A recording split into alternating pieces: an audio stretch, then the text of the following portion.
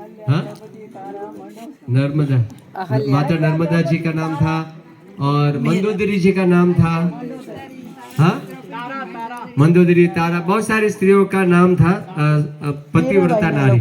तो पतिव्रता, पतिव्रता का अर्थ क्या है? पति मतलब जीवन साथी। पति का अर्थ क्या होता है? पता नहीं आज का जीवन साथी है कि नहीं।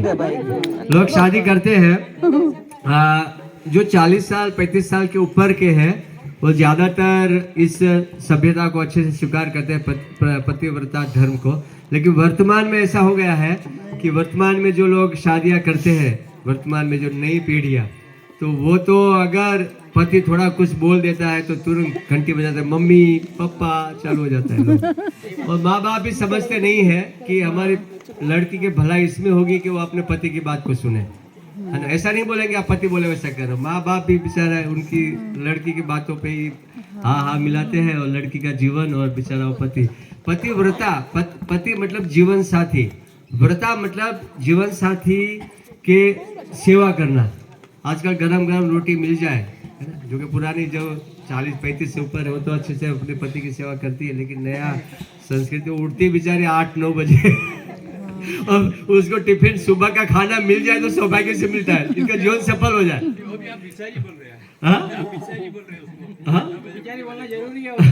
अगर सुबह में मिल जाए, सुबह का प्रसाद 8 बजे मिल जाता है और दोनों नौकरी करते फिर तो कहना है क्या, दोनों का बैंक अकाउंट अलग और घर का हर महीने 5,000 ये देगी 5,000 ये देगा। आप यकीन नहीं करो, ये बॉम्बे की संस्कृति में सही कहता हूँ ये, क्योंकि सब गांव के प्रभु जी भी यहाँ के। आप ये पत्नी 5,000 देगी, पति भी 5,000 देंगे, घर चलेगा। बाकी कितना किसका बैलेंस है एक दूसरे को बताएंगे नहीं, है ना। पतिव्रता का अर्थ क्या होता है? पति एक कदम आगे चले, पत्नी आधा कदम पीछे, मतलब उसके पीछे पीछे आगे चले। ऐसा नहीं कि वो पति से आगे चल जाए, है ना। वो तो आजकल तो आगे चल जाते, पति बेचारा पीछे पीछे ऐसा, है ना। तो पतिव्रता नारी थी ये अनसुईया मैया, और यहाँ पर भगवान राम जो थे यहाँ पर आए थे। और ये पतिव्रता का इतना प्रभाव है, अगर कोई स्त्री है अगर अपने पति को छोड़कर, आजकल का अगर पति 15 दिन महीना भर के बाहर चला जाएगा ना, तो थोड़ा बेचारा उनको दुख लगेगा, मेरी पत्नी को छोड़ के मैं जा रहा हूँ, घर पे बेचारी क्या करती होगी, अरे टीवी देखेगी, क्या करेगी वो।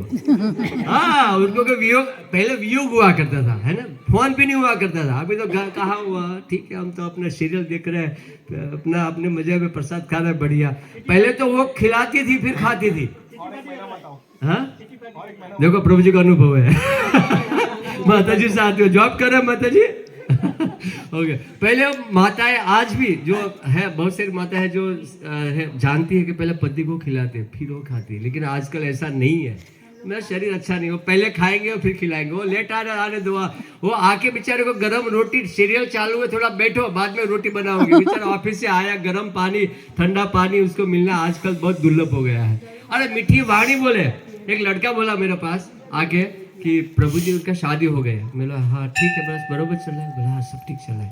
बोला क्या हुआ?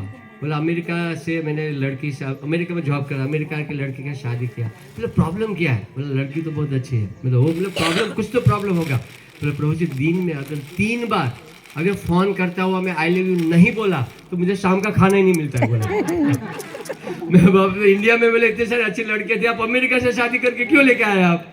ऐसा तो मतलब हम इस मूल बात पे आ रहे हैं कि एक स्त्री को पतिव्रता रहना चाहिए, और पतिव्रता स्त्री का एक शक्ति अलग होता है, ओज शरीर का शक्ति। माता अनसुईया जी इतनी पतिव्रता नारी थी, उनका यश चारों दिशाओं में फैला था। यहाँ तक कि स्वर्ग में, यहाँ तक कि पार्वती जी, लक्ष्मी जी और सरस्वती जी को लगा कि अरे हमारा यश डाउन हो रहा है, उनकी ख्याति बढ़ रही है ना, उनकी ख्याति बढ़ रही है। अनसुईया जी का भूलोक पे इसकी ख्याति बढ़ रही है। हम इतनी तपस्वी पतिव्रता नारी है और चारों दिशाओं में उनका यश बढ़ा, हमारा यश डाउन खत्म हो जाएगा, है ना ऐसा। तो उन्होंने अपने पतियों से कहा कि जाओ माता अनसुईया जी का परीक्षा लो आप, और परीक्षा लेने के लिए यहीं पर आए थे। शिव जी आए थे, ब्रह्मा जी आए थे, विष्णु जी आए थे, तीनों आए थे परीक्षा लेने के लिए। ब्राह्मण साधु बनकर आए थे। उन्होंने कहा कि अगर वस्त्र पहन के आप हमें भोजन कराएंगे तो हम नहीं खाएंगे, हमें वस्त्र धारण किए बिना। तो इनको तो बिल्कुल वो नहीं लगा, पहले एकदम वो संकोच हुआ, लेकिन पतिव्रता थी, तो उन्होंने विचार किया कि अपनी शक्ति से उनको बालक बना दिया जाए। तीनों को बालक बना दिया, छोटे छोटे पारना में हुआ करने लग गए ऐसा, और बालक बना दिया। तीनों को अच्छे से खिलाया पिलाया, दूध भी पिलाया, है ना।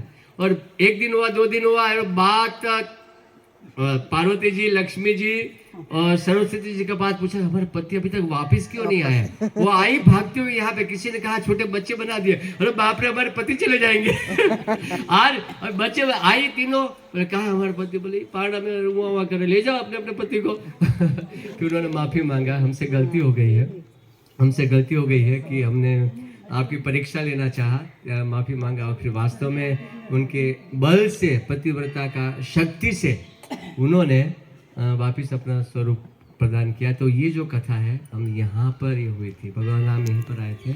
और माता सती अनसुया का जो ये आश्रम है, प्राचीन आश्रम है, और भी बहुत सारा मंदिर था आगे, लेकिन नया बना था, लेकिन प्राचीन आश्रम है। तो यहाँ पे हम आए हुए हैं, ठीक है। और कुछ कहना चाहते हैं? ओके। और दूसरा मैं कहना चाहता हूँ, हमें दर्शन कैसे करना है, कहीं पे भी जाए।